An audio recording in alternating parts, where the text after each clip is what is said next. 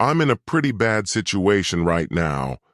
When my stepdaughter got married 2 years ago, she used our home as the wedding venue. We have a meadow in our backyard that is able to accommodate a large number of people, as well as an empty clean barn that can be set up for dinner tables. My daughter was supposed to marry at another location last year, but because of the pandemic, the venue shut down permanently. She's now asked to use my home for the wedding, but I told her my issues with that. I had a restraining order against her mother, my ex, and a few members of her family after threats and harassment were directed towards my wife and myself.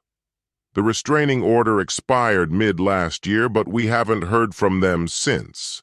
But I stayed firm in my decision. This has upset my daughter greatly, and she's screamed at me, which she's never done. I offered to give her $15,000 for an alternative venue, but now she's adamant about it being our home. I feel extremely uncomfortable giving my ex and her family access to my home because that's where the washrooms will be.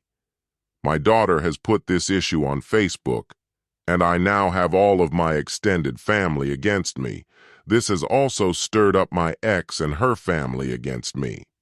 And worse is that my wife and stepdaughter are now being accused of trying to ruin my daughter's wedding when they haven't played any part in it. I'm planning on giving in and letting my daughter use our home for the wedding later this year. But I'm going to tell my wife and stepdaughter not to be around for it, which I'm sure is going to create a bunch of other issues. Am I the asshole?